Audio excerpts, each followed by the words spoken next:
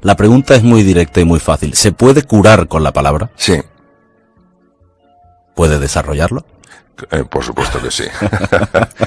Lo mismo que la paz es algo más que la ausencia de guerra, la salud es algo más que la ausencia de enfermedad. Es decir, una persona verdaderamente sana no solo es que no tenga una enfermedad, es que también tiene un bienestar psicológico, social, emocional. El lenguaje en el ser humano afecta directamente a la percepción. Yo veo según el lenguaje. El lenguaje es lo que me ayuda a ver. Esto es una cosa bastante contraintuitiva. Nos da la sensación de que el lenguaje simplemente describe cosas. No, el lenguaje también afecta a cómo veo esas cosas. Entonces, cómo una persona se ve a sí misma afecta directamente, por ejemplo, a la respuesta del sistema inmune, del sistema de defensa, frente a las bacterias, los virus y los tumores. Si una conversación en este caso de un cirujano con un enfermo, le ayuda a ver que dentro de sí, en su interior, tiene recursos, tiene capacidades para ayudarla a esa persona a realmente mejorar su salud, es incuestionable ya que efectivamente el sistema inmune es tremendamente sensible a eso y empieza a ser mucho más agresivo frente a las bacterias, los virus y los tumores. Si por el contrario, yo le digo, pues mire, esta es una situación verdaderamente tan difícil que casi no se puede resolver, haremos lo que podamos, pero es muy poco, el sistema inmune también responde a esto. Es decir, el pensamiento, el sistema nervioso central, el sistema inmune, las hormonas, el sistema endocrino están constantemente hablando entre sí. Por tanto, la palabra, que tiene que ver obviamente con el pensamiento y tiene que ver con los procesos mentales, afecta directamente al funcionamiento del cerebro, afecta directamente al funcionamiento del sistema inmune y por supuesto el sistema endocrino. Claro, estamos hablando de centros de control que tienen un impacto en el organismo en su conjunto. Decía don Santiago Ramón y Cajal que todo hombre puede ser, si se lo propone, escultor de su propio cerebro. El hombre se ha movido a lo largo de la historia por su curiosidad. La curiosidad es la que guía al hombre por nuevos caminos. Las ganas de aprender, de evolucionar. Dicen que en la voluntad del hombre está todo. Pero ¿y si el hombre crea una inteligencia superior a sí mismo? Una inteligencia que corte su interés, sus ganas de avanzar. ¿Cómo será el hombre del siglo XXII? ¿Cómo pensará? Usted y yo seguramente vivamos, me atrevo a decir, uno de los cambios cognitivos más sensibles de la historia en el ser humano. Y no le voy a engañar, esto está cerca, pero para hablar de ello no tenemos muchas certezas. Pero quiero saber cómo puede afectar a nuestro cerebro y si hay alguien que lo conoce bien y a quien admiro muchísimo, es el doctor Mario Alonso Puig, al que le dije el año pasado que podía volver cuando quisiera y ha tenido la deferencia de acompañarnos esta mañana. Doctor, buenos días. Buenos días, Alberto, qué ilusión. Muchas gracias por invitarme de nuevo a tu programa. Muchas gracias. Espero no haberle puesto en un brete con esto de la ciencia ficción. Puede parecer un poco utópico, pero yo creo que está cerca. Bueno, yo creo que cuando hablamos de cambios disruptivos, es decir, cambios que van a la raíz de lo que es nuestra sociedad, tenemos que ser muy humildes y no pretender disponer metafóricamente de una bola de cristal que nos diga lo que va a suceder. Lo que yo creo que tenemos, efectivamente, como muy bien comentabas y como comentaba mi admiradísimo don Santiago Ramón y Cajal, es mantener esa atención y esa curiosidad, esas ganas de aprender y evolucionar, y nunca considerar que las innovaciones tecnológicas, como puede ser la inteligencia artificial, tienen por qué ser un peligro. Nosotros lo que tenemos que hacer es verlo como una oportunidad y también como nuestra responsabilidad como seres humanos gestionarlo de forma adecuada. A finales del 19 y comienzos del 20, en la ciudad de Londres había aproximadamente 1 millón de caballos. Ya podemos imaginar la cantidad de empleos que estaban conectados con el mundo del caballo. Cuando aparece el primer automóvil, el automóvil de benzina, pues empezó el terror, ¿no? Que va a ser nuestra vida, vamos a desaparecer. Y no, se crearon un montón de industrias, un montón de profesiones en relación con el mundo del automóvil. Lo digo porque si vivimos asustados, si vivimos en pánico, pensando que la inteligencia artificial nos va a sustituir, es curioso cómo opera el cerebro humano. Es decir, vamos a perder realmente capacidad de adaptarnos, porque el miedo es muy mal asesor. El miedo tiene la capacidad, a través de los núcleos amigdalinos del cerebro, de bloquear áreas enteras de la región prefrontal, que es nuestro cerebro ejecutivo. Entonces podemos tener la mejor tecnología, pero si estamos asustados porque la estamos viendo como un enemigo en sí, no vamos a ser capaces de utilizarlo de una forma eficiente. Claro. Mario, la evolución del hombre no es algo nuevo. Con la llegada de las herramientas que permitían labrar el campo, el hombre tuvo que amoldarse y ejercitar el músculo que nos ha llevado a la luna.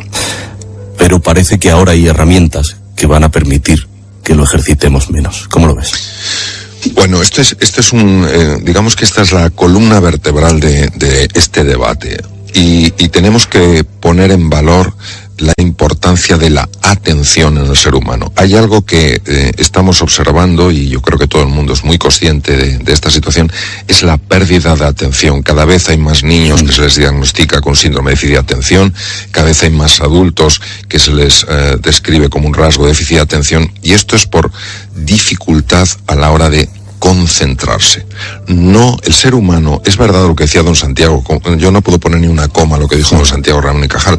Todo ser humano, si se lo propone, pues es escultor de su propio cerebro. Ahora bien, todo lo que tiene que ver con la atención, curiosamente parece que está grabado en piedra en el ser humano. ¿A qué me refiero? Que todo lo que es estar constantemente distraídos entre pantallas, revisando una cosa, casi simultáneamente mirando otra, con 27 proyectos simultáneamente, esto debilita, por ejemplo, la corteza dorsolateral de la región prefrontal, que es fundamental como asesora de la inteligencia. ¿Qué quiere decir? Quiere decir que nosotros necesitamos utilizar las tecnologías y, por supuesto, la inteligencia artificial de una forma juiciosa. ¿Qué quiere decir una forma juiciosa? Sin que esto implique que perdamos capacidades importantísimas como son la curiosidad, que es la que ha hecho efectivamente que evolucionemos, que no perdamos nuestra capacidad de enfocar la atención, porque si dejamos de pensar de una manera profunda, se nos va a escapar el aspecto más importante de la realidad. El aspecto más importante de la realidad no aparece en lo que es nuestra visión superficial.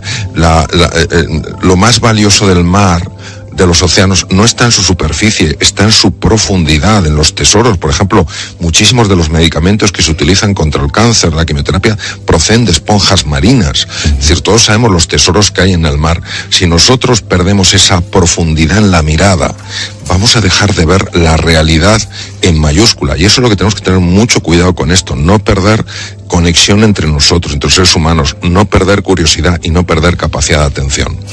Fíjate, hablabas antes de la atención. Hay estudios, Mario, que indican que si un chaval, un adolescente, incluso gente joven, no es atraído a los primeros 5 minutos de cualquier contenido, 5 segundos de cualquier contenido, se va espantado hacia otro lugar. Claro, un libro, pues no sé, un libro de 300, 400 páginas no te engancha del tirón, pero leer, por ejemplo, es fundamental para construirnos. Totalmente. Tú fíjate, yo tuve un amigo, falleció uno de los mejores abogados que ha habido en España y a nivel mundial, que me dijo una vez: mira, Mario, para mí uno de los elementos más importantes a la hora de ver la capacidad de atención de los nuevos abogados es darles un libro y a ver cuánto tiempo son capaces de mantener la atención, la concentración. Y esto es un ejercicio importantísimo, porque aquí no cabe duda que don Santiago, una vez más, dio en el clavo. Es decir, el cerebro es tremendamente plástico independientemente de la edad. Se forman nuevas neuronas a partir de células madre, se forman nuevas conexiones, aparecen nuevas espinas dendríticas, que por cierto son los puntos de unión de las conexiones neuronales de la sinapsis, y que las describió naturalmente don Santiago Ramón y Cajal. Entonces nosotros, entrenando la atención, por ejemplo, la práctica del mindfulness es una práctica de la atención, entrenando la atención estamos mejorando muchísimas capacidades. La memoria, que tiene una importancia extrema, la creatividad, la comunicación, un montón de cosas están conectadas con la memoria. Ahora bien, si nosotros realmente estamos distraídos, no le damos importancia a la concentración, esas áreas cerebrales pierden funcionalidad. Lo que no se usa se pierde. Así es el cerebro. Y entonces tenemos que ser poner en valor, por ejemplo, la importancia extraordinaria de la lectura, no solo por los contenidos que pueda aportarnos, sino por el entrenamiento que nos ofrece. Quiero contarte algo. El otro día me pasó algo curioso andando por la calle hace ya unas semanas. Repetí algo que hago constantemente, que es utilizar la aplicación de mapas en el móvil. casi una tontería, pero en un trayecto que no conozco. Sí, pero te cuento qué me pasó, porque es interesante. En una trayectoria que no conozco de más de 20 minutos, la aplicación me permitió no estar atento de las calles por las que voy, pues porque, bueno, siguiendo el rastro y las indicaciones voy a llegar a puerto. Claro, como mi mente estaba libre, Mario, empecé a pensar en las cosas que me preocupaban y caí en la cuenta de que es peligroso, porque claro, te arranca a ti mismo del presente. Es decir, pensar sobre el futuro crea ansiedad y lamentarte del pasado crea depresión. Las dos enfermedades del siglo XXI. ¿Qué nos está pasando? Bueno, esa es una reflexión que ojalá los oyentes la...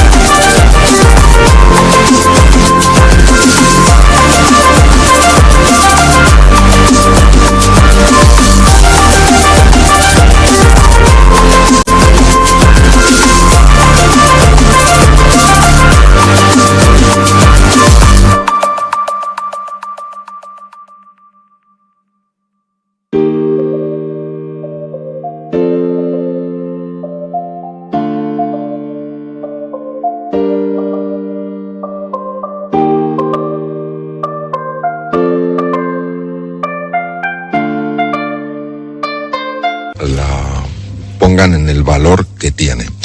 Hace unos años, por pura casualidad, lo que se llama un serendipity, un hallazgo por casualidad, se descubrió una red en el cerebro que se llama se bautizó como red neuronal por defecto, que es la red de la distracción. Esta red está conectada con la línea del tiempo. ¿Qué quiere decir? Que está conectada con el pasado y está conectada con el futuro. Llamó la atención porque es como donde normalmente estamos, es decir, normalmente como caemos en esta red. Y se empezaron a estudiar las implicaciones que tenía estar en esta red. Y se vieron implicaciones sorprendentes. Por ejemplo, hay un peor manejo de datos. ¿Por qué? Porque si no estás en el presente, ¿dónde estás? Estás ausente. En segundo lugar, lo que llamó mucho la atención era una pérdida del funcionamiento del sistema de defensa, el sistema inmune, que, por ejemplo, nos tiene que defender frente a los virus, las bacterias dañinas y los tumores. ¿Esto a qué es debido? ¿Qué tiene que haber el estar distraído con un empeoramiento en la salud? Pues fíjate, si nosotros reflexionamos, y tú lo has comentado anteriormente, Alberto, cuando nosotros vamos al pasado, normalmente ¿a qué vamos? A reavivar resentimientos, lamentos, culpas y vergüenzas. Cuando nos vamos al futuro, normalmente ¿a qué vamos? A activar preocupaciones, angustias, lo que vendrá. Claro, esto implica una activación del sistema nervioso simpático, una activación anómala, no tendría que activarse ese sistema. Y la activación del sistema nervioso simpático, una de las cosas que hace es dificultar el funcionamiento del sistema de defensa. Entonces, por eso, mantenerse en el aquí y en el ahora es esencial. Por eso, estar en el presente no solamente mejora nuestra capacidad para manejar datos complejos, mejora nuestra capacidad para entender lo que nos pasa y lo que le pasa a la otra persona con la que a lo mejor estamos hablando, sino que además mejora nuestra salud. Mire, has dicho algo que la importancia del presente, ¿no? Yo con el paso del tiempo me doy cuenta, o pienso mucho en la felicidad, ¿no? Pues es un término que creo que es tremendamente etéreo. Y me explico. Cuando piensas constantemente en que quieres ser feliz, Mario, lo único que hacemos es crear un déficit entre nuestro estado presente, entre nuestro círculo, y lo que llamamos felicidad, que lo situamos fuera, ¿no? Da igual lo que pase, porque ese concepto siempre está fuera del círculo, fuera de nuestra vida. ¿Tiene sentido pensar en la felicidad? Tiene todo el sentido, porque tú fíjate, yo he estado con algunos de los investigadores que trabajan más con la red neuronal por defecto y que han descubierto también la red ejecutiva central, es decir, la que nos permite estar en el aquí y en la ahora. Y una de las cosas que más escuchas dicen, a wandering mind is an unhappy mind. Una mente que divaga es una mente infeliz. Esto, de entrada, nos genera un shock. que tendrá que ver la mente que divaga con una mente infeliz? Pues naturalmente, si la mente que divaga nos está constantemente avivando cosas que nos deprimen y nos está constantemente avivando cosas que nos preocupan, ¿quién puede ser feliz en un mundo de culpas y en un mundo de preocupaciones? Entonces, la realidad nos ofrece en el presente muchas cosas positivas.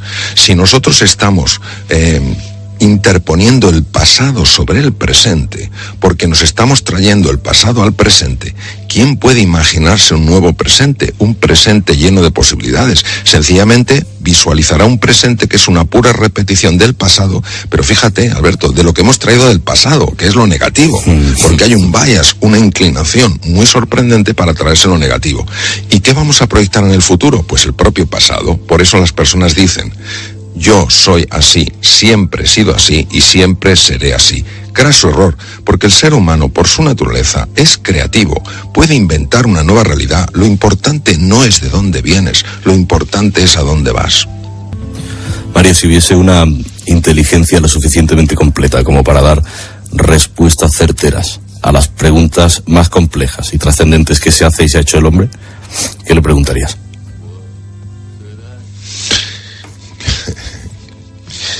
Yo le preguntaría: ¿quién soy yo realmente? No quién creo que soy, no quién pienso que soy, no quién considero que soy en base a cómo me siento y a cómo actúo. ¿Quién soy en realidad? Porque la contestación que me daría es preciosa. Me daría probablemente la contestación siguiente: tú eres un hijo de las estrellas, tú eres un hijo del universo, tú eres un hijo de Dios.